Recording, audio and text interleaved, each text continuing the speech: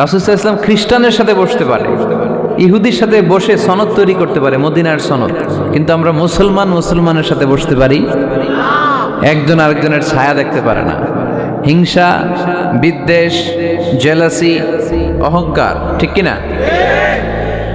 লা ইয়াদখুলুল জান্নাতা মান কানা ফি কলবিহি হাববাতু খারদাল মিনাল কিবর। যার অন্তরে যাররা পরিমাণ অহংকার থাকে সে কশিনকালেও আল্লাহর জান্নাতে প্রবেশ করতে পারবে না। আমরা যেন এই অহংকার থেকে মুক্ত হতে পারি, আমরা যেন ব্রড মাইন্ডেড হতে পারি, আমরা যেন ভিন্ন মতের লোকদেরকে রেসপেক্ট করতে পারি, ভিন্ন মতকেও যেন আমরা সহ্য করতে পারি। আমাদের দেশে এত কাদা ছোড়াছুরি, এত মারামারি কেন জানেন? আমরা ভিন্ন মতকে দমন করতে চাই, ভিন্ন মতকে আমরা স্পেস দিতে চাই না, ফলেই এত ঠেলাঠেলি। এজন্য মতামত বিভিন্ন থাকবে। This is the beauty of Islam, unity in diversity, unity in diversity. ঐক্য হবে, বৈচিত্র্যের মাঝে আমাদেরকে ঐক্য খুঁজতে হবে। এক একজন এক এক চেহারা। এই তুমি কালা হইলা কেন, তুমি খাটো হইলা কেন, তুমি লম্বু কেন, এরকম বললে চলবে? এই মেয়ে তুমি বিএনপি করো কেন, তুমি জামাত ইসলাম করো কেন, সব আমলিগ হয়ে যাও, বলা যাবে? তুমি এই পীর সাহেবের মুরিদ কেন, আমি যে পীর সাহেবের মুরিদ হইছি ওইখানে আসো না কেন, বলা যাবে না। Unity in diversity. রাসূল সাল্লাল্লাহু আলাইহি ওয়াসাল্লাম ইহুদিদেরকে স্পেস দিয়েছেন, খ্রিস্টানদেরকে স্পেস দিয়েছেন। মনে রাখতে হবে, ঐক্য প্রক্রিয়ার নাম হচ্ছে, এটা এমন একটা প্রক্রিয়া যেখানে সবাই একই চিন্তা চেতনা পোষণ করবে এমনটা নয়, বরং এক একজনের এক এক চিন্তা, কিন্তু মৌলিক বিষয়ে সবাই এক।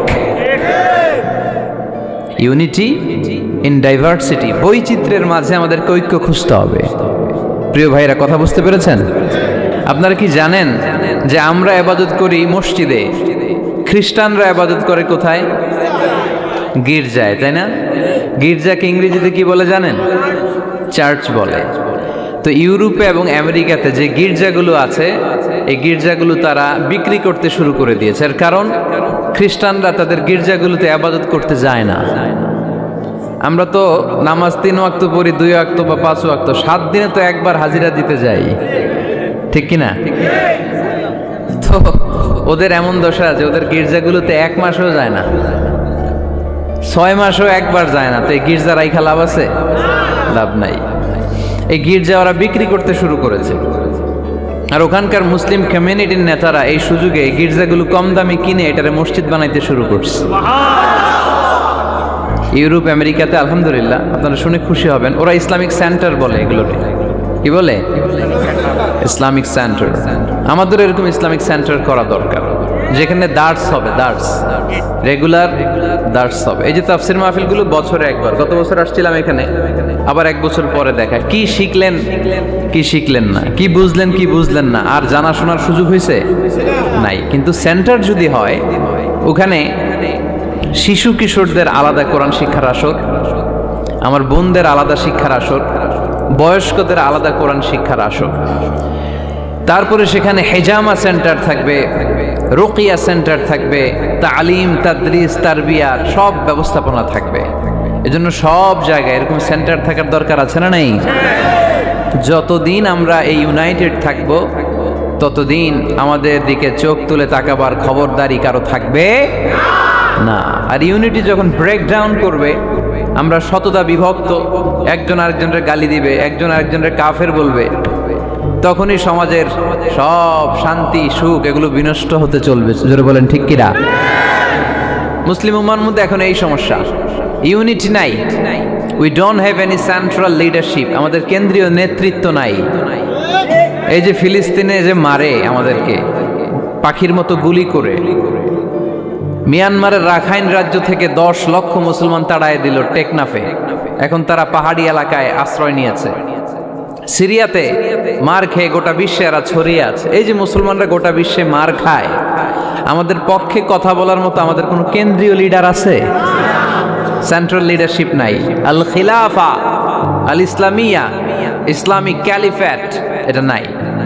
এই সেন্ট্রাল লিডারশিপ না থাকার কারণে গোটা বিশ্বে আমরা আজ নির্যাতিত, নিষ্পেষিত, আমাদের কোনো মা বাপ নাই। জোরে কোন ঠিক কিনা? এদিকে লাথি মারলে ওইদিকে যাই, ওদিকে লাথি মারলে এদিকে আসি। আমাদের পক্ষ নিয়ে, আমাদের স্বার্থ নিয়ে যে কথা বলবে, জাতিসংঘে হুঙ্কার তুলবে, ওআইসি থেকে ঘোষণা আসবে, ওরকম একটা নেতাও আমাদের নাই। জোরে বলেন ঠিক কিনা? ওমরে ফারুকের মতো যদি একটা নেতা থাকতো, তাহলে গোটা বিশ্বে মুসলমানরা এক আমব্রেলার নিচে, এক ছাতার নিচে চলে আসতো, তাই না? এমন সাহাবী ছিলেন বিষ্ণু ঈসা ইসলাম তার ব্যাপারে বলেছেন, আসাদ্দুহুম ফি আমরিল্লাহি উমর। আল্লাহর জমিনে আল্লাহর দ্বীন বাস্তবায়নের জন্য সবচাইতে কঠিন সাহাবী ছিল যিনি, তিনি হচ্ছেন উমর। মুনাফিকরা ওমরে ফারুককে দেখে ভয় পেত, খোদ শয়তান ইবলিস ওমরে ফারুককে দেখে ভয় পেত। আলহামদুলিল্লাহ পড়বেন না? বিষ্ণু ঈসা ইসলাম বলতেন, ওমর তুমি যদি এই রাস্তা দিয়ে হাঁটো আর শয়তান তোমারে দেখে, তাহলে শয়তান এই রাস্তা রেখে দিয়ে অন্য রাস্তা দিয়ে হাঁটে। লা নবিয়্যা বা'দি ওয়ালা রাসূলা।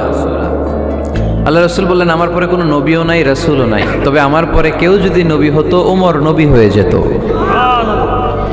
এরকম একজন ওমরের আমাদের দরকার। এরকম একজন ওমরের অপেক্ষায় আমরা। একজন হলেই চলবে। কয়জন লাগবে? যুগ জামানা পাল্টে দিতে চাই না অনেক জন, এক মানুষই আনতে পারে জাতির জাগরণ। এক মানুষই বিপদকালে বাঁচায় কাফেলায়, ক্ষুদ্র ডিঙ্গি বাঁচায় জাহাজ অসীম দরিয়ায়। কয়জন ওমর দরকার? আমরা সেই ওমরের জন্য অপেক্ষা করছি, যার নেতৃত্বে, যেই আল ইমাম আল মাহদি, যার নেতৃত্বে গোটা বিশ্বে শান্তি, সভ্যতা, ভদ্রতা আবার প্রতিষ্ঠিত হবে। এক ছাতার নিচে মুসলমানেরা থাকবে। কেউ কারো ব্যাপারে হৃদয়ে কোনো বিদ্বেষ রাখবে, ঘৃণা রাখবে, কেউ কাউকে গালি দিবে না। এই সুসম্পর্ক, এই ঐক্যের জন্যই ইসলাম। একসাথে উদখুলু ফিস সিলমি কাফা, পরিপূর্ণভাবে সবাই মিলে ইসলামের রশিকে আঁকড়ে ধরো, তাহলেই বরকত দিবে কে? ওমরে ফারুক বলতেন, নাহনু কওমুন আ'আজ্জানাল্লাহু বিল ইসলাম। আমরা তো এমন জাতি যে জাতিকে আল্লাহ তাআলা ইসলাম দিয়ে সম্মানিত করেছে। আমাদের সম্মান ইসলামে। এখন ইসলাম রেখে দিয়ে অন্য জায়গায় সম্মান খুঁজি, এজন্যই লাথি খাই, এজন্যই অপমানিত, এজন্যই নেতৃত্ব শূন্য। জোরে বলেন ঠিক কিনা? গোড়ার দিকে যদি না যাই, মূলের দিকে যদি ফিরে না আসে, আমাদেরকে গালি দেয় মৌলবাদ। মৌলবাদ মানে হচ্ছে যে মূলের দিকে ফিরে আসে, return back to the root. শিখর থেকে, শেকড় থেকে শিখরে। শিখরে যেতে হলে আগে শেকড়ে যেতে হবে। জোরে বলেন ঠিক কিনা? এজন্য ঐক্যের কোনো বিকল্প নাই। আমি আমার আলোচনার শুরুতেই এই মেসেজটা আপনাদের কাছে ড্রপ করতে চাই যে আসুন আমরা কাদা ছোড়াছুড়ি ছেড়ে দেই, হিংসা বিদ্বেষ ভুলে যাই, হৃদয়টারে সবার জন্য উজাড় করে দেই।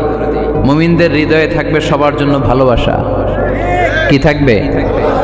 আল্লাহ রাসূল সাল্লাল্লাহু আলাইহি ওয়াসাল্লাম মক্কা থেকে যখন মদিনাতে গেলেন, তিনি দেখলেন দলে দলে লোকজন কালিমা পড়ে মুসলমান হচ্ছে। বড় একটা মুসলিম কমিউনিটি গড়ে উঠল। আল্লাহ রাসূল সাল্লাল্লাহু আলাইহি সাল্লাম খেয়াল করে দেখলেন ওখানে শুধু মুসলিম কমিউনিটি নয়, ওখানে জিউস কমিউনিটি আছে, মানে ইহুদি কমিউনিটি। মদিনাতে ইহুদিরাও থাকতো। আবার খেয়াল করে দেখলেন আশেপাশে খ্রিস্টান কমিউনিটিও আছে। তাহলে মোট কয়টা কমিউনিটি হইল? রাসূল সাল্লাল্লাহু আলাইহি সাল্লাম এই তিন দলকে নিয়ে একটা চার্টার করলেন। চার্টার, ইতিহাসে এটা মদিনা চার্টার নামে পরিচিত। মদিনা সনদ। সুবহানাল্লাহ পড়েন। তিন ধর্মের লোক, তিন জাতি একসাথে থাকে, আর আমরা এক বাঙালি এক দেশে থাকতে পারি না। এক দল আরেক দলরে বলে তুমি ভারতপন্থী, ওই দল আরেক দলরে বলে তুমি পাকিস্তানপন্থী। বাংলাদেশপন্থী কেউ হতে চায় না। আমরা কোন পন্থী? জোরে বলতে হবে। দেশের স্বার্থটারে সামনে নিয়ে আসতাম। তো সম্মানিত সুধী, রাসূল সাল্লাল্লাহু আলাইহি ওয়াসাল্লাম ইহুদিদের সাথে বসেছেন। মদিনা চার্টারে যদি তিন ধর্মের লোক থাকে, মানে Muslim community, Jews community and the Christian community যদি থাকে, তার মানে মদিনা সনদের মধ্যে স্বাক্ষর করেছিল তিন কমিউনিটির নেতারা। ইহুদিরাও ছিল, খ্রিস্টানরাও ছিল। তো আল্লাহ রাসূল সাল্লাল্লাহু আলাইহি ওয়াসাল্লাম ইহুদিদের সাথে বসেছেন, চুক্তি করেছেন 10 বছরের লম্বা সময়ের। খ্রিস্টানদের সাথে চুক্তি করেছেন। আপনারা কি ঐক্যের পক্ষে না বিপক্ষে? আমরা যেন ঐক্যবদ্ধ হতে পারি, আল্লাহ তুমি তৌফিক দান করো। আমরা যেন হিংসা বিদ্বেষ ভুলে যে ইসলামের কল্যাণে কাজ করতে পারি, তুমি তৌফিক দান করো। আরো জোরে পড়ি আমিন।